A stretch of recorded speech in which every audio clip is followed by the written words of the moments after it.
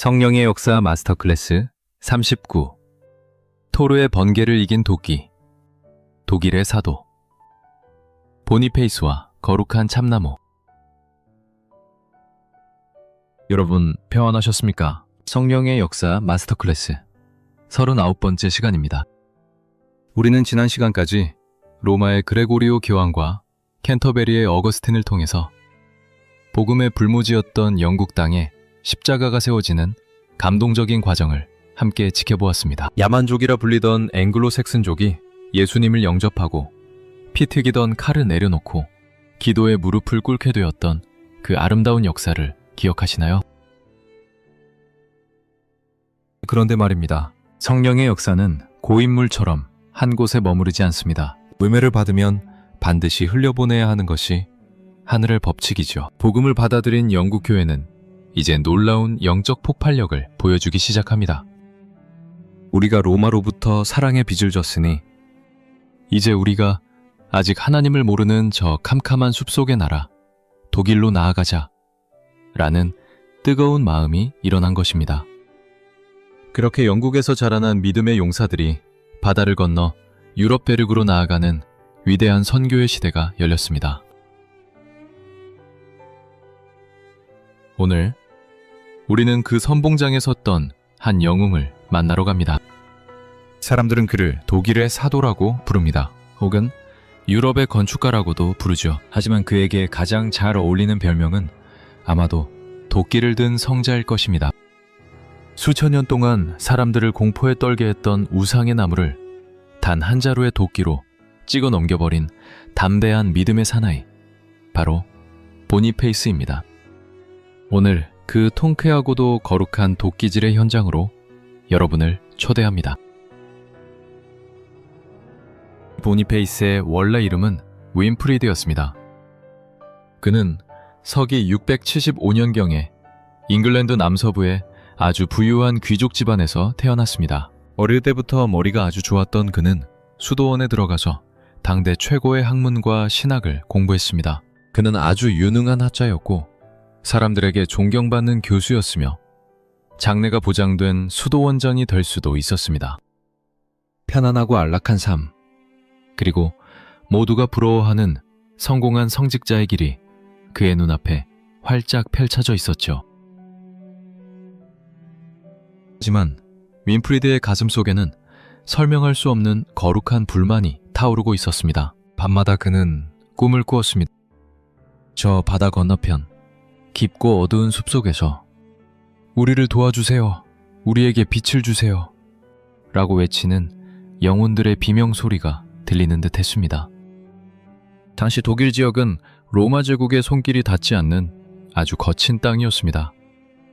보이창한 숲이 끝도 없이 펼쳐져 있었고 사람들은 나무 귀신이나 천둥 귀신 같은 온갖 미신에 사로잡혀서 매일 두려움 속에 살고 있었습니다. 결국 40살이 넘은 나이에 윈프리드는 모든 기득권을 내려놓기로 결심합니다. 당시 40살이면 지금보다 훨씬 나이가 많은 노인 취급을 받던 때였는데 말이죠.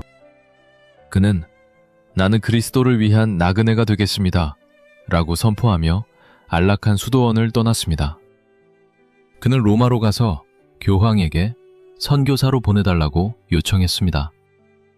교황은 그의 눈에서 불타는 열정을 보았습니다. 그리고 그에게 보니페이스라는 새로운 이름을 지어주었습니다. 이 이름은 선한 일을 하는 사람이라는 아주 귀한 뜻을 담고 있습니다. 보니페이스가 도착한 독일의 상황은 생각보다 훨씬 더 심각했습니다.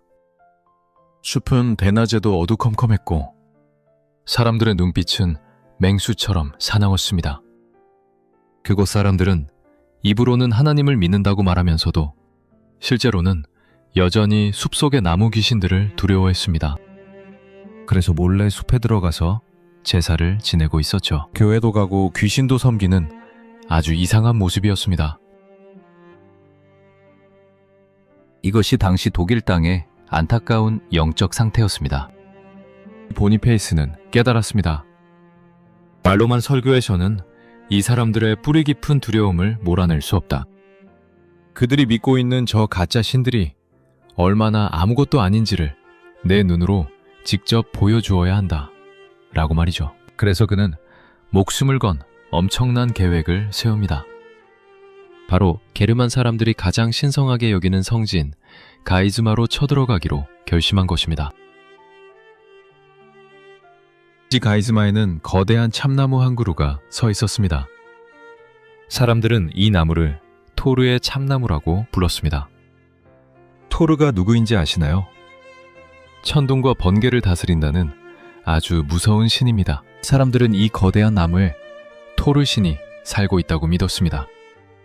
그래서 아무도 그 나무를 건드리지 못했고, 심지어 그 나무 앞에서 어린아이를 제물로 바치는 끔찍한 일도 벌어졌습니다. 이 나무를 건드리는 자는 즉시 하늘에서 벼락이 내려와 죽을 것이다. 라는 것이 그들의 믿음이었습니다. 이미지 서기 723년 어느 날이었습니다. 보니페이시는 제자들을 이끌고 그 무시무시한 참나무 앞으로 걸어갔습니다. 수많은 마을 사람들이 몰려들었습니다. 그들은 저 미친 승려가 이제 곧 벼락을 맞아 새까맣게 타 죽겠구나 라고 생각하며 구경하고 있었습니다. 아주 살벌한 침묵이 흐르는 가운데 보니페이시는 겉옷을 벗어 던지고 큼지막한 도끼를 집어들었습니다. 그리고 나무를 향해 당당하게 소리쳤습니다. 너희가 믿는 토르가 진짜 신이라면 내가 이 나무를 찍을 때 나를 번개로 쳐서 죽여보라. 드디어 첫 번째 도끼말이 나무 둥치에 깊숙이 박혔습니다. 사람들은 비명을 지르며 뒤로 물러났습니다. 으악! 이제 큰일 났다! 하지만 하늘은 맑았고 번개는 치지 않았습니다. 쾅! 보니페이스의 도끼질은 멈추지 않았습니다. 그는 땀을 뻘뻘 흘리며 그 거대한 우상의 나무를 찍고 또 찍었습니다. 구경하던 사람들의 수군거림이 점점 커졌습니다.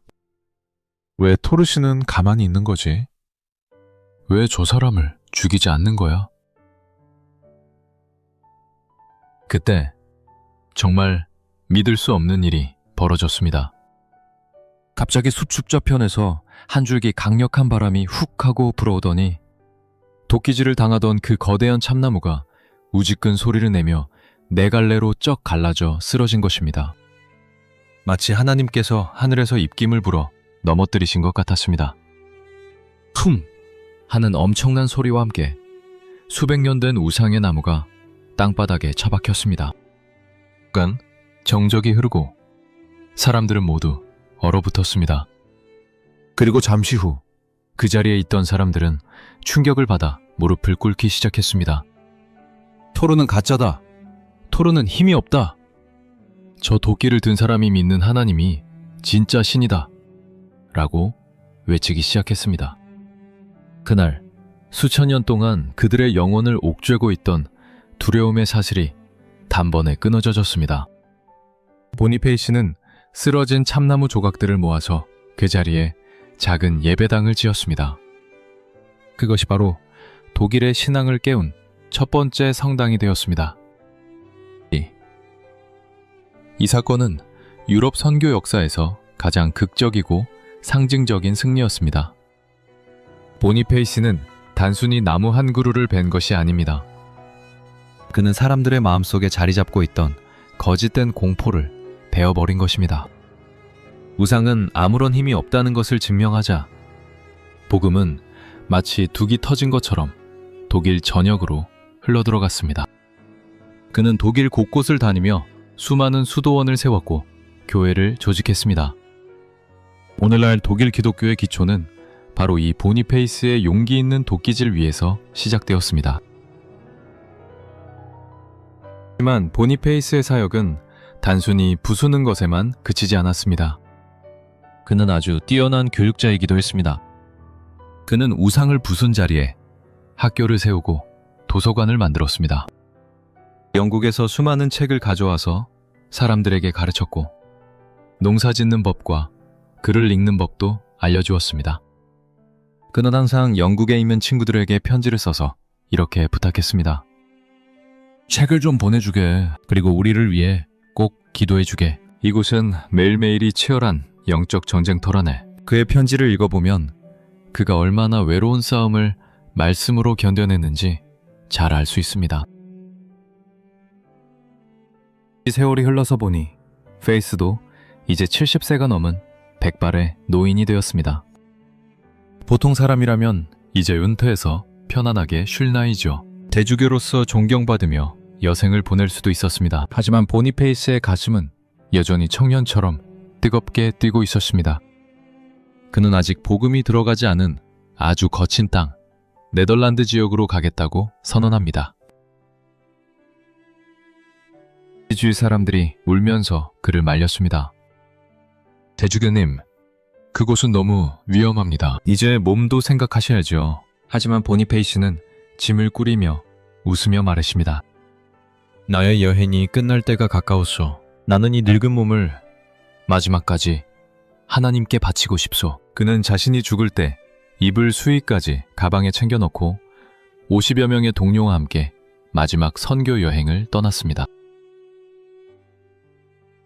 서기 754년 6월 5일이었습니다. 보니페이스 일행이 세례식을 준비하고 있을 때 갑자기 무장한 강도떼가 칼과 창을 들고 습격해왔습니다. 보니페이스를 지키던 젊은 기사들이 칼을 뽑아서 맞서 싸우려 했습니다. 그때 보니페이스가 텐트 밖으로 나와서 소리쳤습니다. 칼을 거두라, 형제들이여. 절대로 무기로 싸우지 말라. 성경에 악을 악으로 갚지 말라고 하셨다. 오늘이 바로 우리가 기다리던 그날이다. 두려워 말고 주님을 맞이할 준비를 하라. 그 순간 한 이교도가 내리친 날카로운 칼이 보니페이스의 머리를 향했습니다. 보니페이스는 본능적으로 손에 들고 있던 묵직한 복음서 책을 들어서 머리를 막았습니다. 하지만 날카로운 칼날은 가죽 표지를 뚫고 책과 함께 보니페이스를 베어버렸습니다.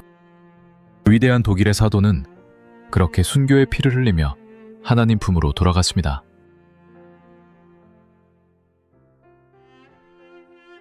나중에 사람들이 그의 시신을 찾았을 때 그가 방패처럼 들었던 복음서에는 깊은 칼자국이 선명하게 나 있었습니다. 그리고 책장은 그의 붉은 피로 물들어 있었죠. 그 책은 지금도 독일의 수도원에 보물로 보관되어 있습니다. 칼을 말씀으로 막아낸 순교자. 그의 죽음은 절대로 헛되지 않았습니다. 그가 피를 흘린 그 땅은 이후에 종교개혁의 중심지가 되었고 수많은 믿음의 거장들을 길러내는 축복의 땅이 되었기 때문입니다. 이미지 사랑하는 여러분, 오늘 보니페이스의 삶을 보면서 어떤 생각이 드십니까? 그는 편안한 삶에 머무르지 않았습니다. 나이가 들어도 지위가 높아져도 그의 시선은 항상 아직 하나님을 모르는 사람들을 향해 있었습니다. 무엇보다 그는 세상이 두려워하는 거짓 우상에 맞서서 담대하게 도끼를 들 줄 아는 진짜 용기를 가진 사람이었습니다. 오늘 우리에게도 찍어 넘겨야 할 참나무가 있지 않습니까? 이걸 건드리면 나는 망할 거야. 돈이 없으면 큰일 날 거야. 라고 속삭이며 우리를 괴롭히는 내 마음속의 두려움들 말입니다. 세상 사람들은 그것을 무서워하며서라지만 우리 믿음의 사람들은 성령의 도끼를 들고 당당하게 선포해야 합니다. 하나님 외에 다른 신은 없다. 이 두려움은 가짜다. 라고 말이죠. 보니페이스가 도끼를 내리찍었을 때 벼락 대신 하나님의 바람이 불어와 그를 도왔던 것을 기억하십시오. 우리가 믿음으로 결단하고 나아갈 때 성령님께서 우리를 반드시 도우실 것입니다. 여러분의 삶을 짓누르는 거대한 우상의 나무가 있다면 오늘 기도의 도끼로 힘차게 찍어 넘기십시오. 그 빈자리에 하나님의 아름다운 성전이 세워질 것입니다. 다음 40강에서는 이슬람교가 거세게 일어나 기독교를 위협하던 시대에 붓 하나로 기독교의 진리를 변호했던 위대한 지성인을 만나보겠습니다. 바로 성령의 신학자라고 불리는 요한 다마스쿠스의 이야기입니다. 이슬람의 한복판에서 어떻게 믿음을 지켰는지 그 흥미진진한 이야기를 기대해 주십시오. 오늘 강의가 도움이 되셨다면 구독과 좋아요 부탁드립니다. 다음 시간에 뵙겠습니다. 감사합니다. 퇴원하십시오.